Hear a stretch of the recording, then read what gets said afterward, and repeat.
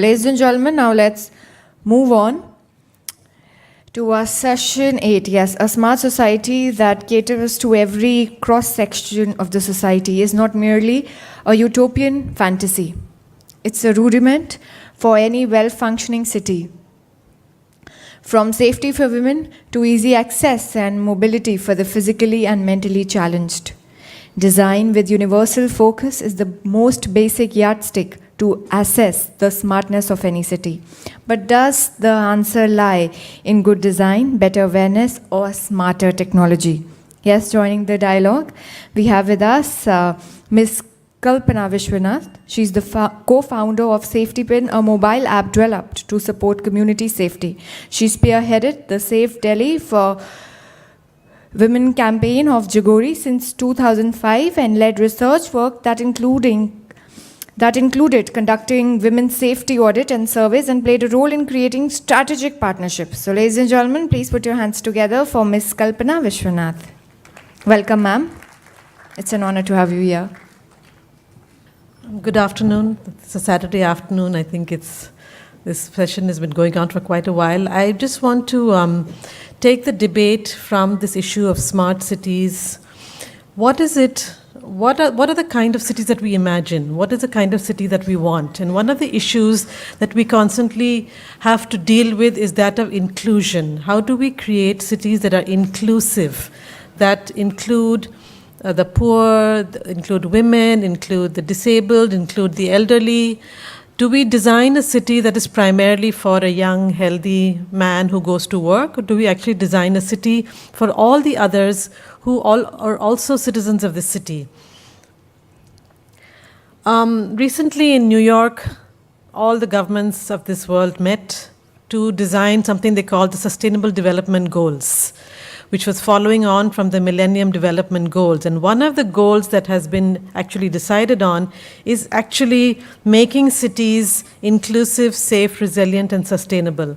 And I think that when we talk about smart cities, they must include these components of making it resilient in a time of climate change, just the issue of sustainability, again in the context of climate change, but really safe and inclusive. I mean, one of the issues that I think it's constantly that has been in the limelight in India over the past few years is really the issue of safety in cities. The issue of, does everyone actually have the right to use a city equally and freely without fear?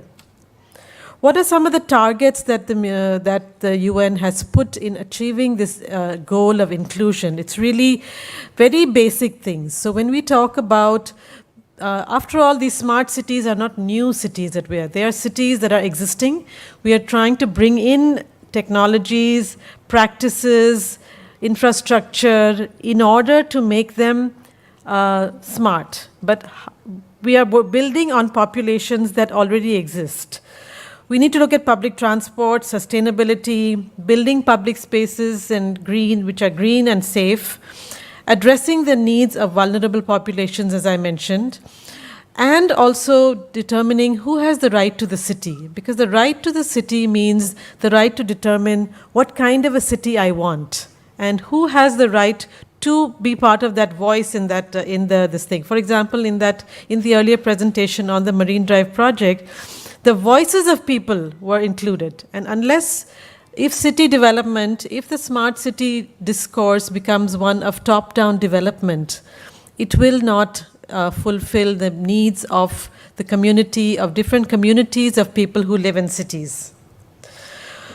For example, in India, if we look at just in today's context, we have a number, the numbers are startling, of what we call the urban poor. Yeah, and they live in informal settlements, they live in slums. How is the smart city concept going to include the voices of people of the urban poor? You cannot build a smart city. It's not going to be two parallel cities. It's not as if in Delhi you're going to have one part of it which is smart and one part of it which continues to house the urban poor. So how do you in fact build this sustainability and build this coherence in a city where every single city that we have today in India, every one of these 100 cities is bursting as it seems, is got a huge population of the urban poor. Certainly technology is one way of answering some of these questions, but technology for who, technology by whom, and technology in what way are some of the questions we need to answer.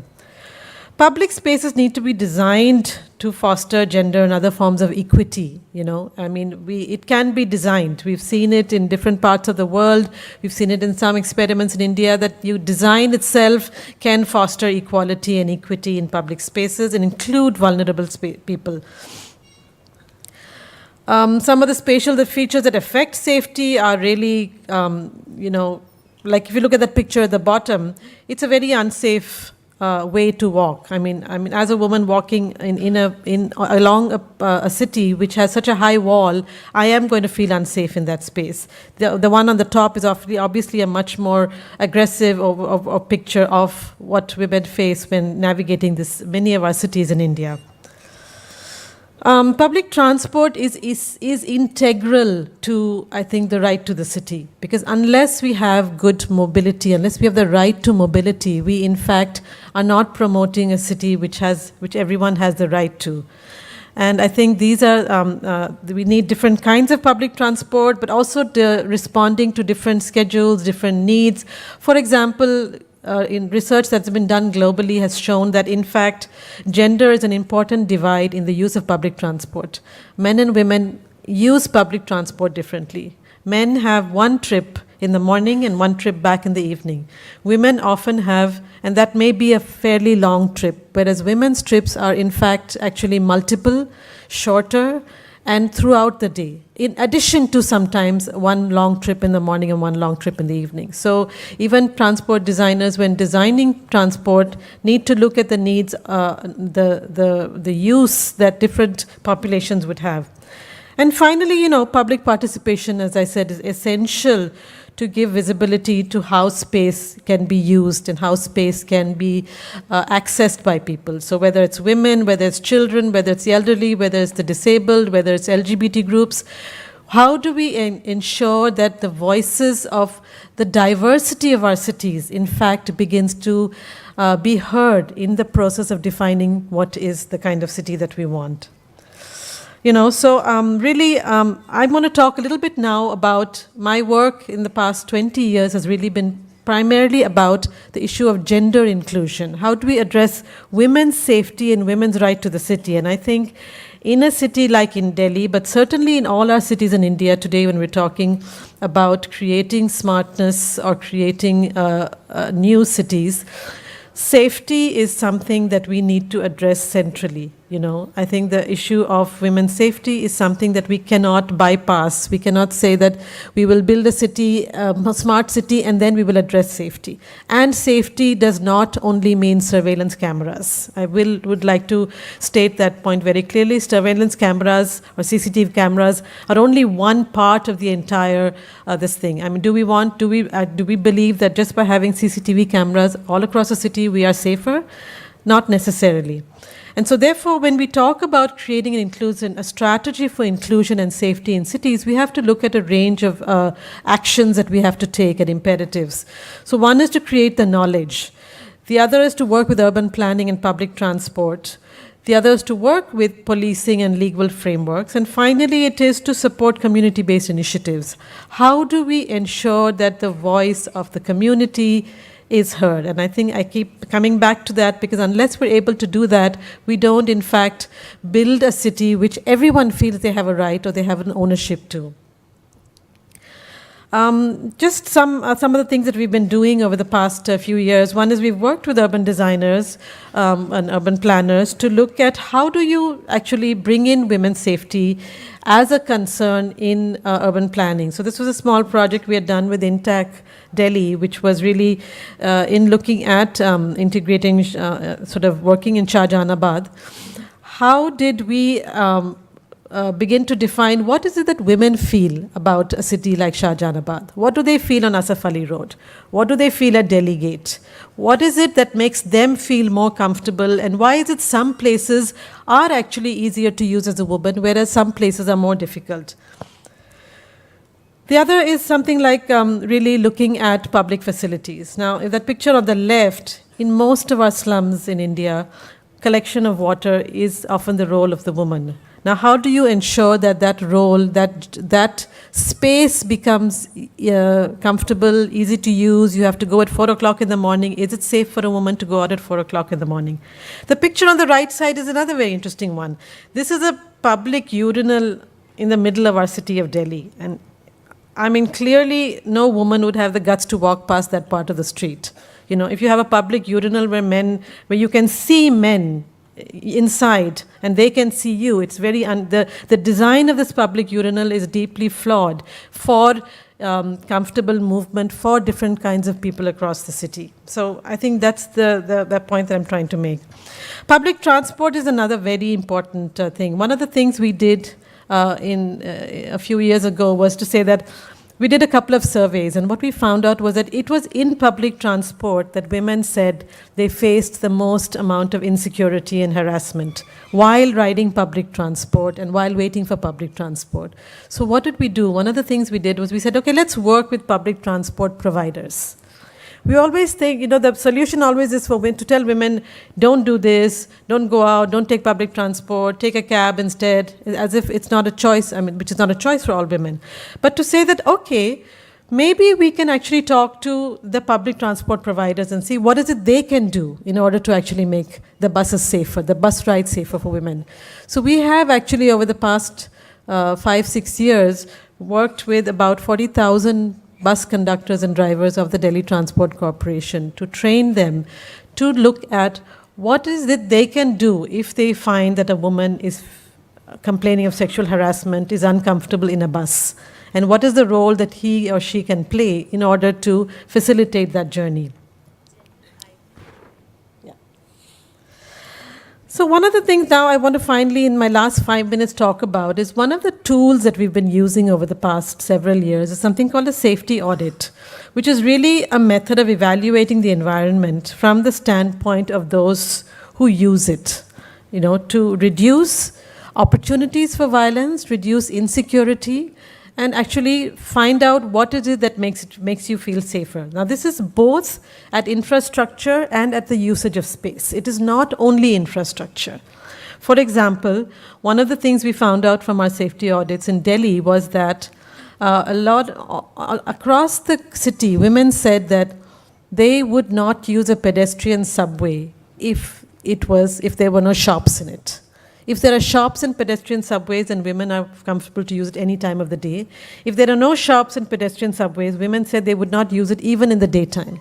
So the activity in the public space creates eyes on the street. It creates a way that a woman feels that there are people, and this is not just, I'm just giving women as an example, as an entry point, but even for others, that how do you sort of, you know, just you can build pedestrian subways, but unless you make them usable by people, they will remain empty. And we do know that in many parts of our city, pedestrian subways are not used. They just remain empty. People take the risk of jumping across, running across the road, jumping over high dividers and crossing the road. Of course, part of it is because people don't want to walk towards the subway, but it's also partly from the reason of safety. So what we did was, based on these safety audits that we did, we built maps of the city like this. These are not maps of urban planners or designers. These are done by designers, which really looked at the city. This is Connaught Place. And we pulled out all these red pullouts that you see are really factors that were identified as causing lack of safety. It could be something like the lack of lighting, or the presence of certain kinds of shops, or a lack of a walk path. Whatever it is, there were several factors that women clearly defined as making them feel unsafe. Now, based on this, one of the things that I have been doing more recently in the couple of years is really to build an app called Safetipin, which is to collect, it's really taking this methodology of the safety audit, which we used to do with pen and paper, but bring it to a mobile app technology for two reasons. One is that so that anybody in the city can do an audit. So it's a free app which can be downloaded on any platform. And you can do a safety audit, but you can also see and consume all the information that is already existing on the app. So one example, just to tell you what is the safety audit. We sort of studied all the safety audit tools around the world and culled it down to really these 8 parameters which have an impact on how you feel and on whether you feel safe or unsafe in a public space. And these include things like lighting, the presence of people, the presence of eyes on the street, presence of security, how close public transport is, whether there are women on the streets. And finally, we asked, how do you feel? So this is a small rubric of 9. It takes about less than a minute to do a safety audit. So if you open it and you open the app, you can do a safety audit in your neighborhood, in your workplace. And once you do the audit, it immediately gets uploaded onto the app and is visible to everybody else. So it's a crowdsourced method of gathering data and information about safety and sharing it and using it to, in fact, this thing. And what do we have? We have 3 kinds of pins which we have. If you'll see on this also. 2-minute reminder. Yeah. There are red pins, there are orange pins, and there are green pins. So the red pins really are with a low safety score. The orange ones are with a more medium safety score, and the green pins are of a higher safety score. And the idea of this is really twofold. It is not to stigmatize places and say that this place is unsafe and therefore it's only that. It is really to provide information to urban stakeholders such as neighborhood groups, resident groups, NGOs, others, and to the government and urban planners and others to in fact respond to this, to say how can we make our cities and neighborhoods safer. If, for example, one neighborhood has a low score, we can look at the 9 parameters and see on which parameter particularly is it lower, and therefore design a program, design an intervention which will address that particular or those few particular parameters. So really the idea is to create a tool in the hands of people which they can access. So I can look at it and see which areas are safe. I'm going to rent a house in a neighborhood. I would like to know what is the safety score of that neighborhood. I'm going to a pub at night with my friends. I would like to know whether that neighborhood is safe. Today, I may get on TripAdvisor a rating that this hotel is safe, but I don't know what the neighborhood outside it is like. So it's really a way of getting data about neighborhoods that you might want to use. And secondly, is really to share this data with people who can make a difference, who can change it. So we've shared our data with the PWD, with urban development, with transport, with the police, so that they can in fact use it to say, okay, this spot, or there are 7 spots in the city which seem to have the lowest safety scores. What is it we can do about it in order to create safety? So it's really a method of using technology. It can be used as part of a smart city, but it's also community generated, it's also interactive, and it's a way to ensure that people's voices become part of the entire development process. Thank you.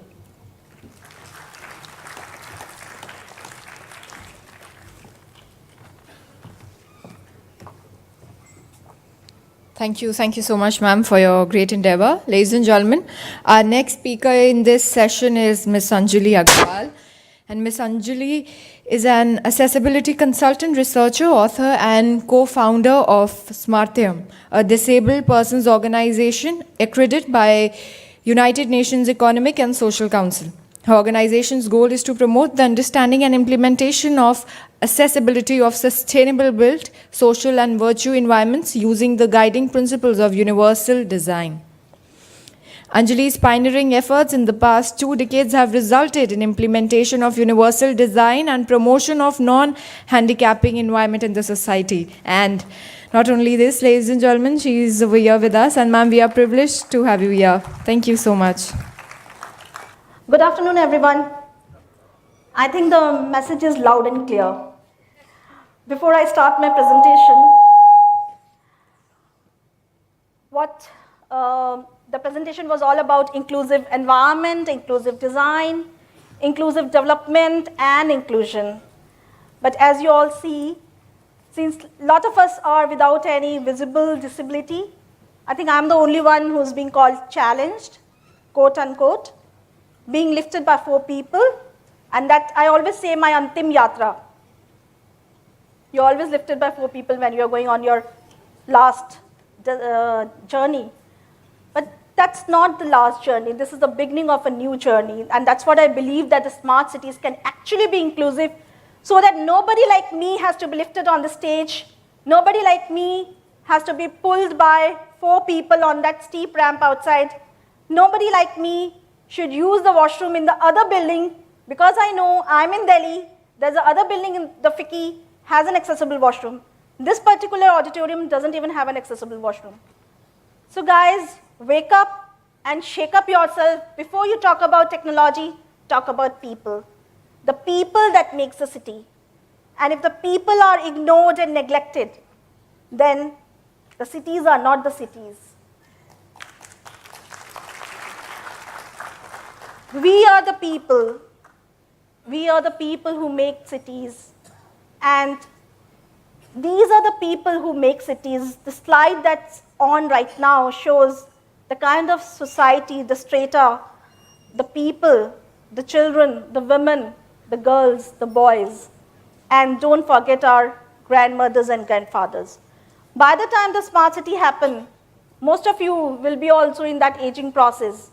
And remember, once you are getting old, you will have loss of sight, impaired mobility, and impaired speech and hearing possibilities.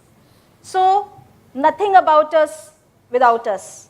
If you're designing a smart city, it has to be about us, and it has to be designed in consultation of the people who really matters.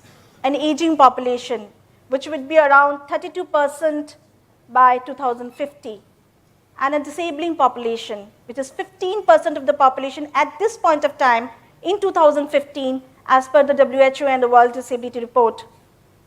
So we are talking about 50% population already. And still we have buildings, we have places, we have sites which are inaccessible. So what to do? What is the solution?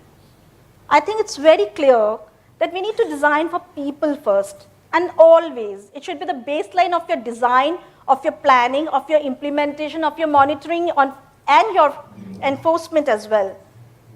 See that you're complying with the standards, codes, and practices, but do put in your understanding of who are the people. If you're designing a building, make yourself seated in a wheelchair like me, and see if you can use the lift button. Can you go inside the washroom? Design a vehicle. Make yourself blindfold. Hold a white cane and put a handkerchief on your eyes and see whether you can go around in the city. If not, then we are not designing it for people. Punitive actions in India as of now is just, there's no punitive action. Nobody provided the ramp here, there's no punitive action because there's no enforcement. But we do have a law. A Persons with Disability Act 1995, 20-year-old. May I ask, any one of you are aware of it, the Persons with Disability Act? 1, 2, 3, 4, 5, 6, 7, 8. All right, great. And we have around 100 people sitting here. So if only 8% people know about the Persons with Disability Act, that means only 10 to 8 buildings will have a ramp or accessible toilet. But that's not enough. We need to do a little more. What are the benefits of doing accessibility? What is the benefit of doing universal design? The design gives you a lot more of inclusion. It brings about the moral, legal, and commercial advantages. You can have more people using it. You have more people talking about it, and you have more revenue generation as well. It will enhance quality of life. It's just not me coming up the steps. There could be an old person or somebody with a twisted ankle who would use the ramp. And also it makes sense for many more people, like people having small children, people carrying heavy luggage, and even pregnant women. They would like to use an accessible facility. It's promoting equitable usage, and it increases the safety, independence, and mobility of trans-generation population.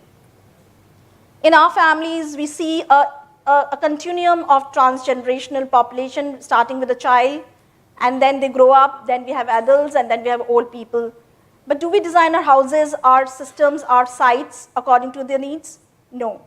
We tend to design for the most hale and hearty, fit and fine people. And that's why in the aging process, we tell our grandma and grandpa, don't go out, we'll go and bring the packet of milk for you. Or maybe we'll do your banking chores for you. You just sit at home and watch TV. Aren't we taking away their independence, their right to live a quality life? Because we are not providing the kind of infrastructure which was designed for them. The smart cities have to be livable in the true sense. Just not livable because just we have a lot of tall buildings that are communicating with each other, but the buildings where the people are living and they are communicating with each other, which are walkable, which are enjoyable, should be sustainable, replicable, and also there should be scope for expansion. By the time we design for our buildings, we plan for our buildings, we design, we implement, 15 years down the line, we see the same kind of traffic congestions, the same kind of safety issues, the same kind of inaccessibility. And also we need to remember that when we design the things, and in the planning stage, if we tend to put the designs of equitable, accessible elements, then the cost is negligible. If you try to do retrofittings later, it could be 1 to 2% of the total project. But isn't it making sense that you'd plan it now so that you don't have to spend that extra 1 to 2% also? So do it now. My definition of smartness is little different, except that I want to add those two alphabets here, E and R, to make it more smarter. But to begin with, smart, safety, mobility, accessibility and affordability combined together, reliability and transportation, which is looking at the public transportation. So let me just quickly give you some example is what our cities are now. Safety, compromised. Equality, comfortability, compromised. Mobility from the home for all kinds of people going out into the public spaces, compromised. What is smarter for them can mean something else for this person, but are we actually thinking for them? Is it safe? Are they really mobile? And what about this? How many of us are leaving our children to school every day? We just pick up a car key and we take them home and we say, okay, let's go out and drop you and pick you up. Aren't we taking away the freedom of the children to go around on their own? Yes, safety not compromised at all. Affordability looks at different parameters of expenses versus comfort and convenience. It talks about cost effectiveness because it's not only the people who can pay for it, it's also the people who don't have money to pay for it, but still they are looking at convenience and comfort. It's how much the time that we put up and how much the effort that we are putting up to get that comfort from the economic affordability that we are trying to put up. So it's about affordability combination with the accessibility so that we don't pay more to be more accessible and to be mobile. It also relates to the access of all services and facilities. If this podium would have been designed for a person who is adult, who can stand, and also a person with a short-heighted, I think I would not have to be using this particular stool. And it would have made sense in terms of getting a little bit of universal design, and you don't have to spend money twice on a bigger podium and a smaller level podium as well. Sorry to interrupt, another 5 minutes. So smart for us is actually smart for people who are thinking. So if we see the picture here, this lady is trying to hassle herself by getting up from a very high footpath. But here, these two NCC cadets are getting smarter by pulling each other. But is the design smart enough so that both of these pictures could have smaller sidewalks or pavements so that nobody has to pull and push each other?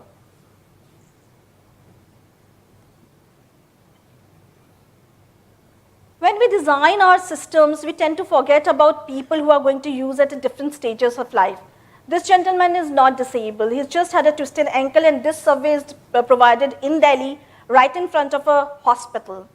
And there's no way the person can cross through the at-grade crossing is not provided. There's a big median divider and the survey is provided. Now, how many of us would think about going 20 to 35 steps every day up and down and cross the subway? And many of us would take advantage of doing this kind of an activity. So, how many of us would want to go up 20 steps and come down 20 steps?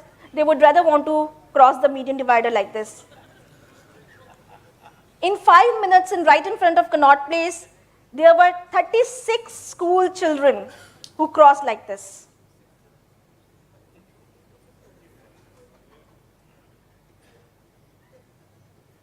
So the reliability in the SMART would also look at consistency of availability of all the elements so the journey becomes seamless from origin to destination.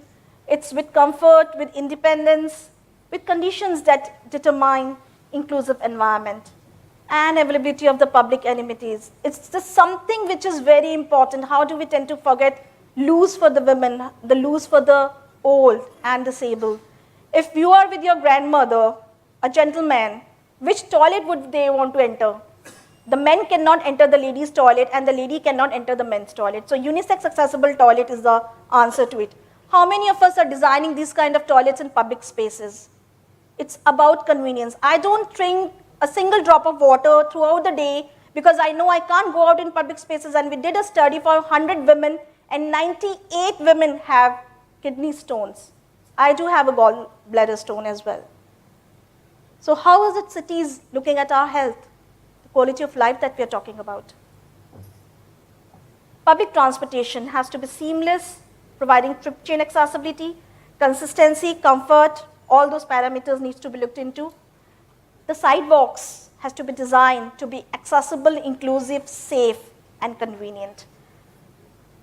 Increase walking and cycling, NMT usage, and it's really important that even if we retrofit, universal design should not be compromised at any point of time. This is a gentleman who is a school professor, a college professor, and has been walking every day to use a public transport. Because there are guiding and warning pavers provided on the sidewalk, he can commute every day with independence, dignity, safety.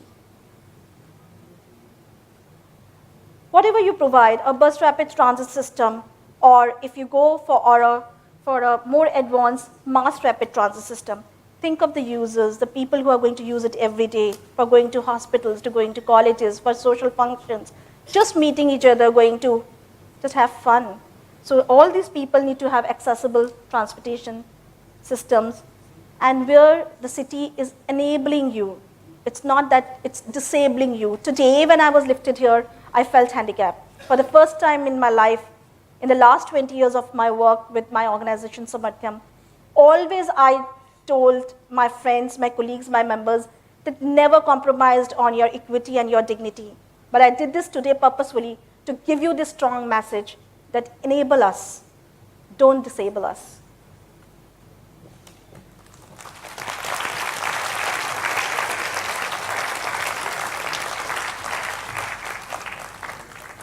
That's the last slide on my presentation. The Accessible India campaign is being launched on the 3rd of December by our Honorable Prime Minister. It will be as big as the Swachh Bharat campaign and much, much bigger because there's so much to do and everything lies in your hand. Architects, engineers, planners, designers. You can do wonders with our city, and the 100 smart cities, I'm sure you are getting the message, should be accessible and should be friendly for all of us. And thank you in a very inclusive way. Thank you.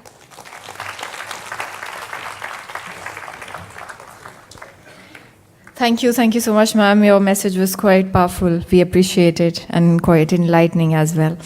All right, ladies and gentlemen, now to take this dialogue further, I would like to invite Ms. Parul Kumtha on stage. She is the founder and principal architect of Nurture Architects and Planners, a practice that focuses on designing for the visually challenged, hearing impaired, cognitively challenged, and wheelchair users. Her practice is committed to green designs and barrier-free access to all sections of society. Not only this, ladies and gentlemen, she also teaches courses in urban studies, conservation of natural heritage, and universal design at the Sir J.J. College of Architecture. It's a pleasure to have you here, ma'am. Thank you.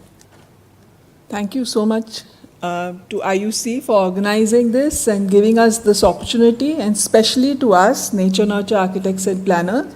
We are an extremely small and humble group that is trying to make a difference in a small and humble way. And thank you so much, Anjali, for coming here before us and making our tasks so much easier, because on the, on your footnote to speak about our designs becomes so much simpler. Nature Nurture works with a lot of NGOs, and which is why we have a certain way in which we work. I would like to spend about 2 minutes explaining to you that way, because it's kind of integral to the sort of designs we take up, and also integral to the 2 designs that we'll be sharing with you later. Because we work with a lot of NGOs, and as we all know, NGOs are always in a financial crunch and are in need of good designers who would be ready to think on their feet. The way we function is that we collaborate with a lot of young designers who would otherwise be doing other things with their life, having their own practice or teaching or doing other things, but they come with us onto projects for NGOs, and just for the completion of that. The 2 main areas, as was explained by the compare before I started, the 2 main areas that we address are accessibility and green design. The reason why we choose to do these 2 things is because actually this really doesn't need to be explained, but even so, as we all know, the earth really needs green design. As architects particularly, whatever we do, we take away from the earth and its natural resources. And therefore, we are committed to making that taking away as sustainable as possible. And one of the ways to make that as sustainable as possible is to ensure that it is accessible to the maximum number of people, and it's flexible in its design. Besides, we also we are very closely associated with the disability movement of India. In fact, Anjali, I would like to share here that we are part of the Accessible India campaign, and we have been giving our inputs to the guidelines that they have been trying to put together. We probably come back on the 3rd for the launch of the campaign. We also are connected to a lot of NGOs working with accessible solutions. I myself am a parent of a 23-year-old man who has autism spectrum disorder. So I have been part of the reframing of the Persons with Disability Act too.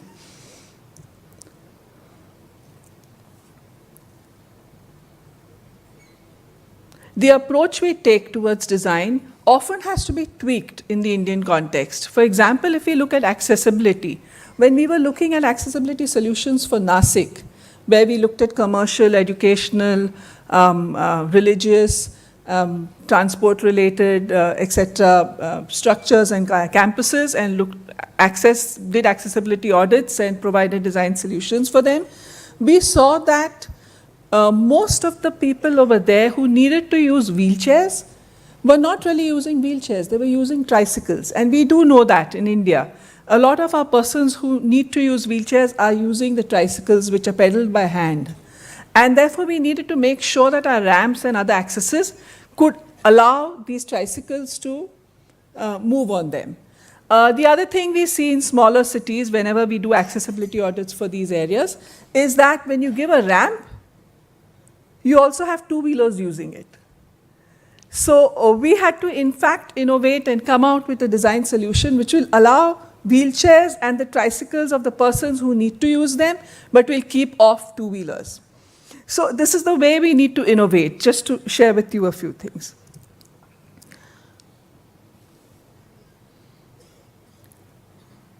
Before starting on the designs that we want to share here, we thought we needed to share this quote, especially as Alvin Toffler spoke about future cities, and this is something that we're all discussing here. The two designs that we're going to share here are, one of them is a very micro design for an NGO. It's a design which is very closely connected to dignity.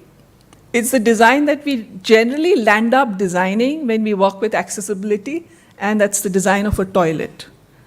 The other one is a macro level design. It's a green planning design.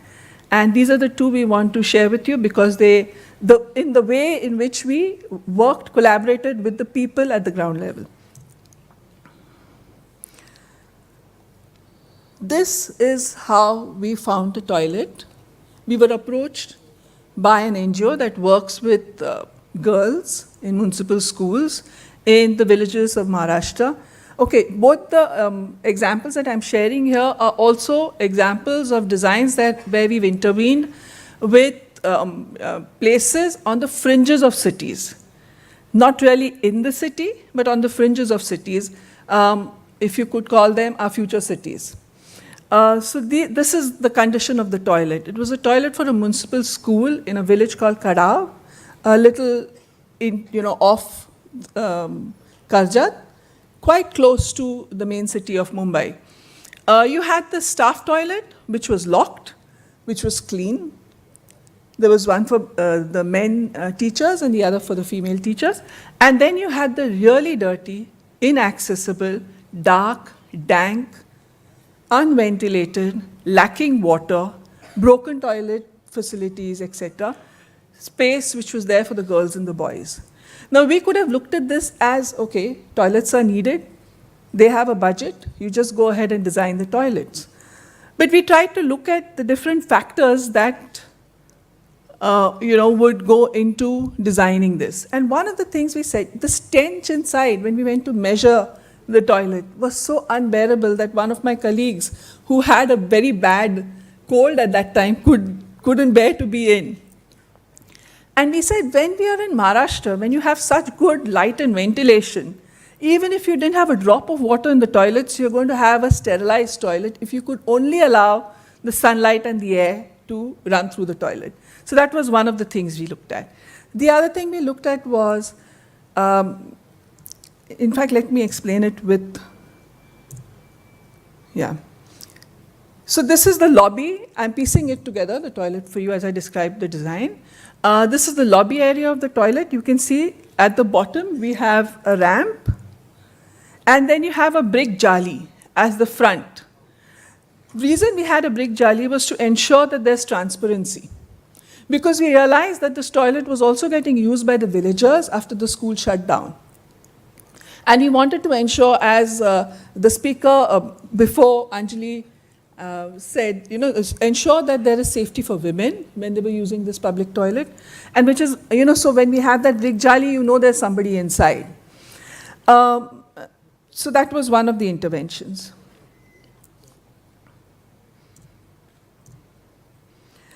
We put an accessible toilet in place. You come up the ramp and straight into the accessible toilet.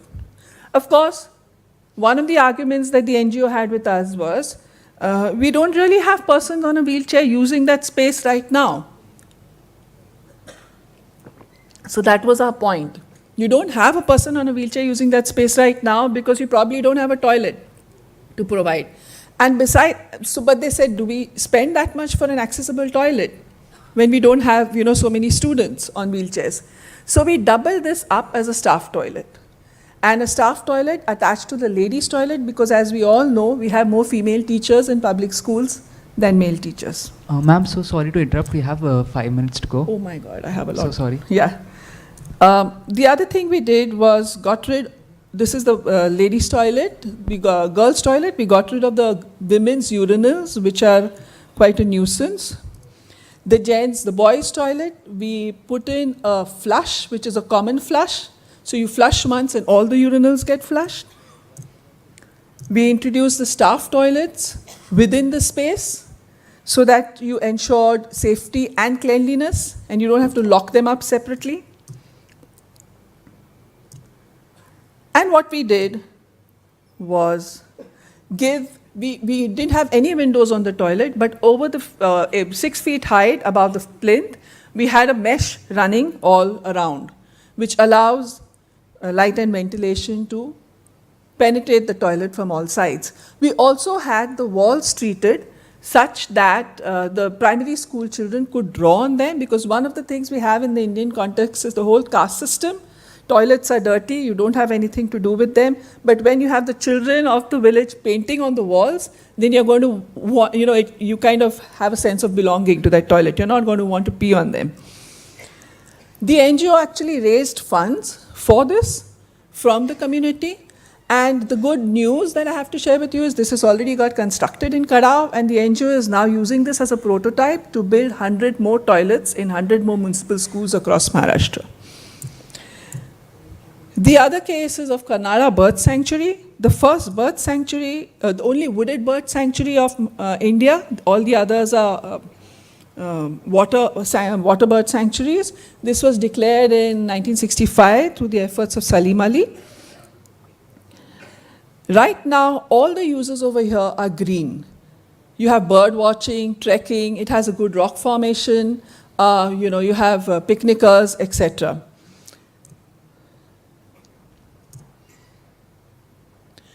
Both the Maharashtra government as well as the government of India have realized the need to conserve this bird sanctuary, and through the efforts of the Ministry of Environment and Forests in the year 2000, the area of the sanctuary was increased from 4 square kilometers to 12 square kilometers, and the government of Maharashtra buffered it with green tourism development zones.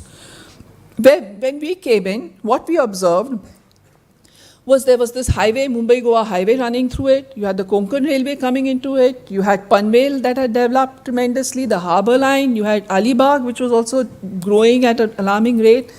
The birds were not going to stay there the way it was going. If the RTD zones developed like SL worlds, there was going to be not much point in having a wooded bird sanctuary here. So what we tried to do, our intervention, was to look at what exists which would cater to the needs of the tourists that already come there, like trekkers, hikers, botanists, bird watchers, etc. And what we saw was that the MTDC has a bed and breakfast scheme. We also realized when we looked at the fort, which I'm sharing with you here, it can only hold a garrison of 25 soldiers, but anybody who has ruled over this area has conquered this fort because of the rock formation. And it was used as a signaling fort for all the areas of the Deccan. On a clear day, I can see the gateway of India when I climb Karnala Bird Sanctuary Fort. So what we did was we used the MTDC bed and breakfast scheme and introduced that into the villages. The gatekeepers of the Karnala Fort down the ages, their families, their descendants can be found today, even today in the village at the base of the fort, Kalye village.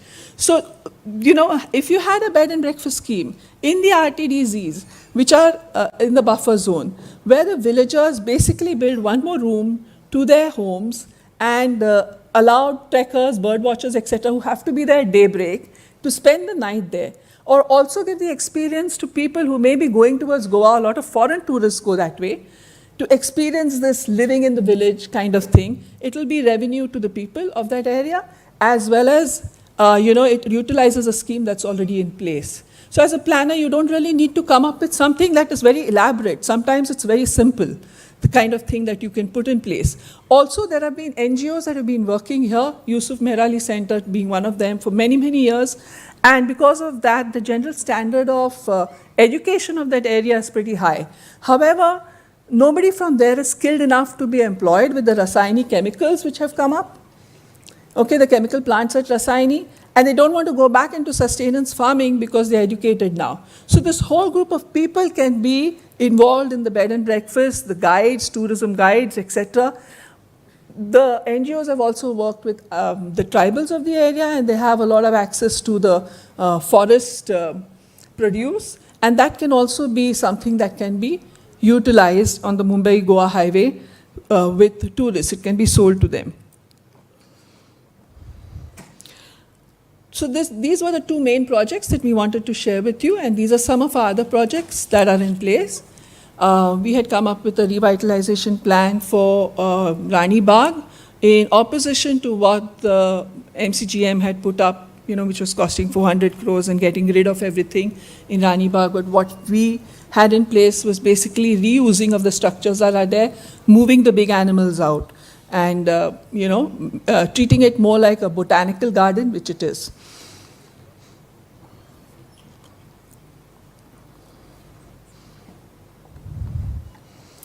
This is some, the accessibility audit and our interventions for Ramkund at Nasik. Ma'am, we have just a minute to go, if you don't mind. Yeah, So sorry. it's just scrolling now. You take a minute.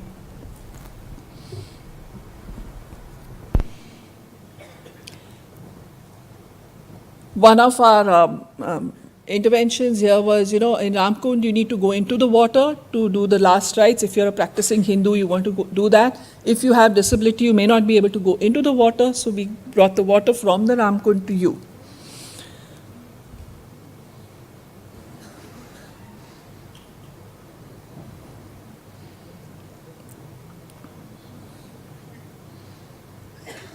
We also carried out an accessibility audit for the National Gallery of Modern Art in Mumbai. As those of us who are from Mumbai know, it's quite inaccessible except for 2 levels. And this is some of our commercial work. This is a place we designed for one of our clients who is quadriplegic. He's a very successful businessman, and it's a house that he wanted built at Karzat. This is our bus prototype. It has been given to the Vashi Transport Board. This is a Nasik central bus stand design interventions, where we actually basically had to redesign the whole space because, before we even got in anything to do with accessibility.